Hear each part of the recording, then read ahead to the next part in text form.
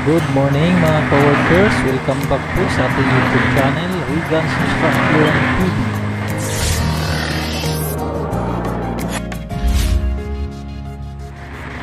What's up mga coworkers, sa ngayon pala ng video na ito, mag-update tayo sa pagpo-flooring namin sa baba na bahagi mga coworkers dito sa ground floor at sa itong bahay na ginagawa namin mga coworkers.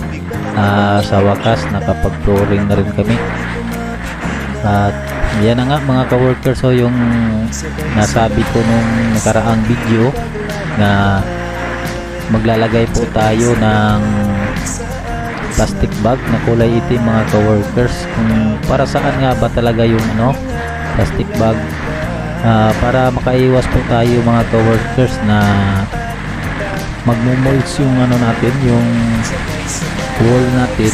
Isa rin yun sa makapigil mga coworkers, at saka pangalawa siya rin yung magiging protection ng ikinabit natin na drip piping mga coworkers, para hindi siya mapasukan ng halo yung mga butas niya, para pag inject natin ng kanyang chemicals walang bara mga coworkers, para hindi talaga para tuloy-tuloy lang yung kanyang pressure pag nilagyan na natin, nag-inject na tayo ng chemicals mga coworkers. At saka pangalawa rin mga coworkers, yan yung yan yung kinabit namin na PVC pipe sa electrical niya mga coworkers. Ayan na, nasa ilalim din siya mga coworkers, nakapatong siya sa plastic bag na kulay itim. Saka namin ikinabit yung kanyang tinimim na bakal na mga coworkers, yung kanyang pinakamating. Ang layo pala ng mating nito mga coworkers, kwadrado siya na 50 cm ang layo sa kanyang mating mga coworkers. At saka nilagyan rin siya namin ng spacer mga coworkers, para maintain yung kapal ng kanyang buhos, at saka ang pagitan ng kanyang mga bakal mga coworkers. Ayun kung napapansin nyo, walang bakal na nakadikit sa plastic bag na kulay itim mga coworkers, kasi nakapatong siya lahat sa ginawa naming spacer mga coworkers. Ganyan lang mga coworkers ang paggawa, para maintain yung lalo na kapag hindi kayo gumamit ng plastic bag mga coworkers. Kapag hindi nyo kasi nilagyan ng spacer yung mga bakal nyo, pag nabigatan na yan sa pag nalagyan na yan ng halo mga coworkers, minsan mapapansin nyo na yung bakal nyo dumikit na sa lupa or sa graba na inilagay nyo mga coworkers. Kaya sa amin, sa ginagawa namin, kailangan talaga na nakabintin lang yung kapal ng bakal namin, at saka yung pagitan ng kanyang buhos. Hindi siya malagay sa gitna ng buhos, pero nasa bandang ilalim lang siya mga coworkers, kasi ang kapal kasi ng buhos namin is 12 cm siya mga coworkers. Mga nasa siya 4 and 3/4 mga coworkers ang kapal ng buhos namin. Siguro yung spacer na ginawa namin mga coworkers 2.5 cm lang yung kapal niya, tapos dalawang 10 mm yung kanyang ginawa naming mating mga coworkers. Nasa lang siya mga coworkers, nasa 7 lang siya, nasa 4 pin, oo nga mga coworkers, nasa 4.5 lang cm lang siya. Nandun na yung bakal na dalawa. Bali mas makapal yung parte ng halo na nasa taas. Kasi kung hindi nyo lalagyan siya ng spacer mga coworkers, para lang siya nasa ilalim, buo yung 12 cm na papatong sa kanya, kasi makadikit na isa sa lupa or sa graba na ay nilagay nyo sa ilalim mga coworkers. Kaya kung meron din kayong yung mapapansin nyo yung dalawang GI pipe na nakalagay mga coworkers, ay tatlo nga pala na GI pipe. Yan yung ginagamit namin pinaka-guide niya mga ka-workers. Yan yung pinaka-reference niya sa kanyang flooring mga ka-workers, at saka kailangan dyan yung papatong yung bara nyo, kasi binabara namin mga ka-workers yung flooring namin para magpantay siya. Kailangan talaga na madiin ang pagbabara niya, kailangan aabot siya sa GI pipe na ikinapit namin mga ka-workers. Yan yung para maging clean siya. Ganito yung pamamaraan namin mga ka-workers. Basta magbubuhos kami sa mga flooring mga ka-workers, kahit sa second floor na flooring, ganyan pa rin yung pamamaraan namin.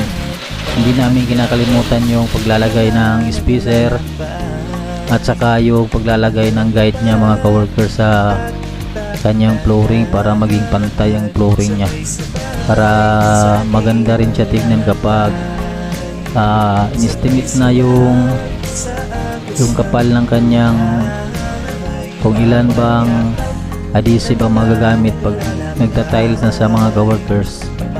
Hindi kayo ma-short pag-estimate, kasi magkapareho lang yung kapal ng kanyang seating sa tiles mga ka-workers. Kaya na mga ka-workers, sa sobrang pagmamadali namin sa aming pagbubuhos, ayan, bumigay na yung bumigay yung single bagger namin mga ka-workers. Kailangan pa namin tong i-repair mga ka-workers. Nabasag yung kanyang bearing sa kanyang pinaka gear niya mga ka-workers, kaya kailangan namin tong i-repair. Buti na lang may extra kami na dalawang bearing na para sa kanyang niya mga ka-workers, kanyang gear. Kaya yan, continue na kami mga ka-workers sa paghalo para matapos namin to sa loob ngayon ng isang araw mga ka-workers, kasi naka-assign naman yung mga tauhan ko. Meron na silang nakatoka na yan sila kung sino yung kailangan maghakot ng mga buhangin at saka graba.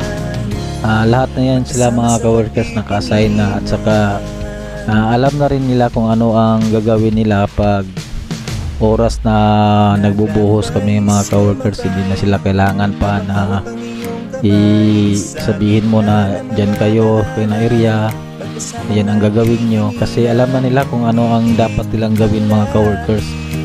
Sila na mismo yung gagawa sa dapat nilang gagawin mga ka-workers.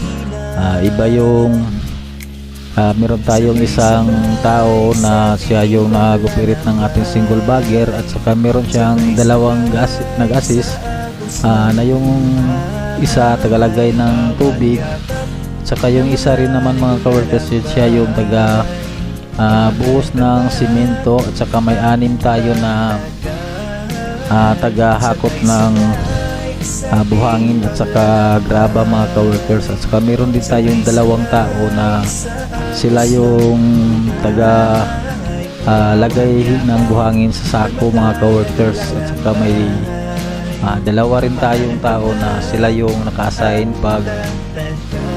pagbara ng ating halo, at saka sila na rin yung magsunod sa first nila na pagro-rodila mga ka-workers, kasi 3 beses natin itong dadaanan ng rodila mga ka-workers. Pinaka-final niya na pagrodila, saka natin kukunin yung pinaka-guide niya na tubo, kasi kukunin namin to mga ka-workers, kasi nakapatong lang naman to. Nilagyan namin siya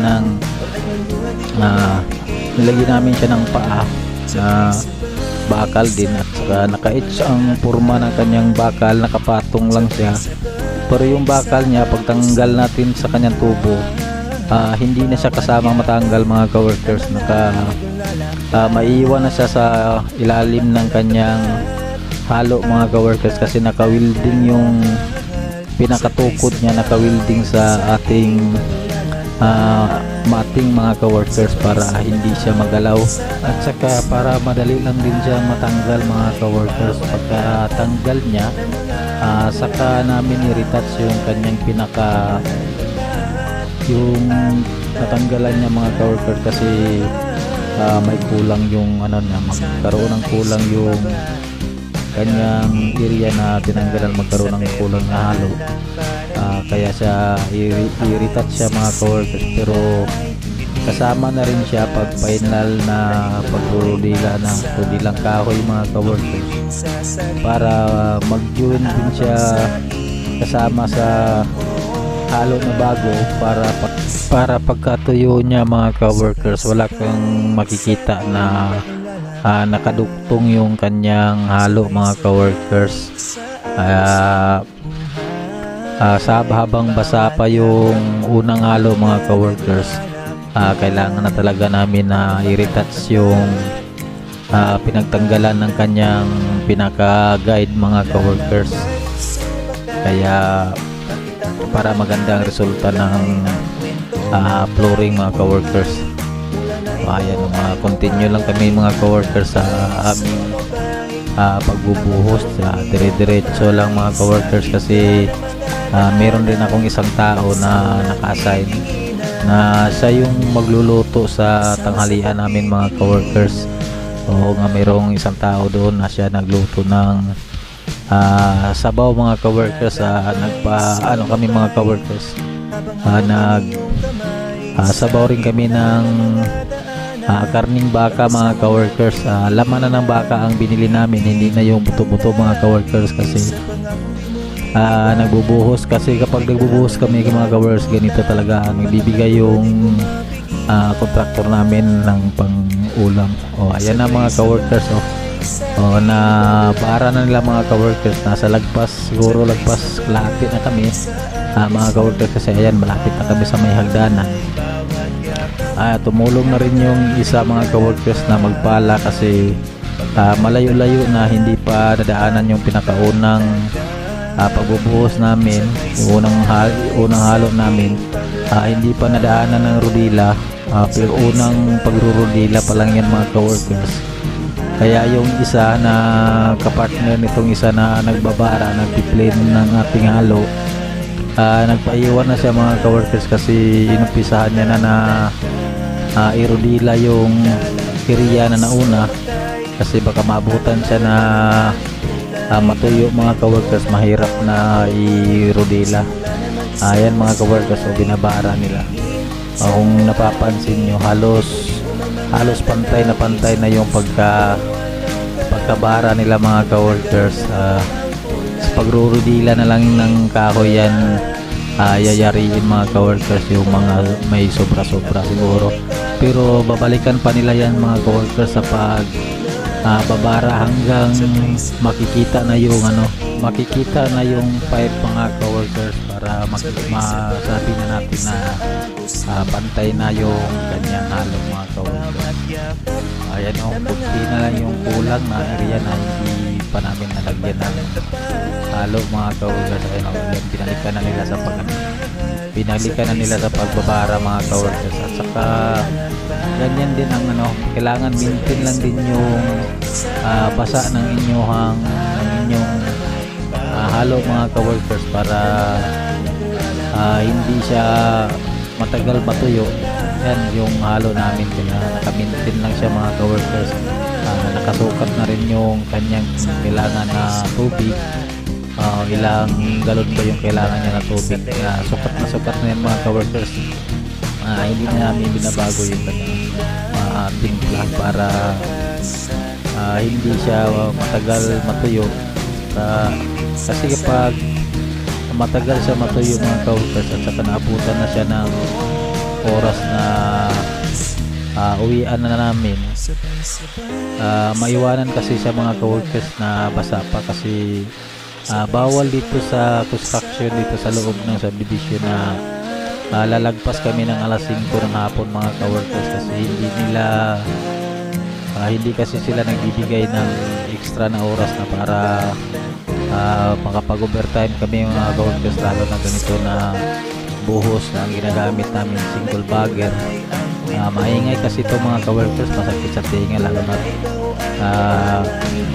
tirahan ito ng mga mayayaman dito sa lugar namin mga ka-workers, kasi naiingayan sila, masakit daw sa tinga mga ka-workers. At ayan kasi yung palisin nila dito mga ka-workers. At saka yan mga ka-workers, nirodila na nila, pangalawang rodila pa to mga ka-workers.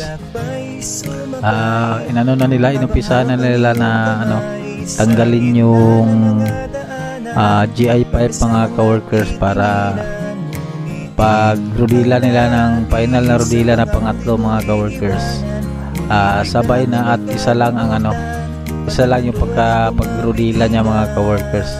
Babalikan pa namin to ng isang beses na pag-rodila mga ka-workers, para sa pag final rodila niya. Ayan kunti na lang yung kulang pa, kasi basa pa sa mga ka-workers, hindi pa siya pwedeng ma-final sa pag-rodila.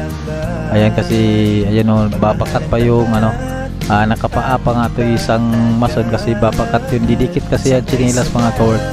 Hanggang dito na lang mga ka-workers. Kung bago pa lang kayo sa pa dito sa YouTube channel namin, huwag niyo naman po kalimutan na paki-like, share at paki-subscribe na rin po, dahil malaking tulong po sa amin. Bye bye po, ingat po kayo palagi.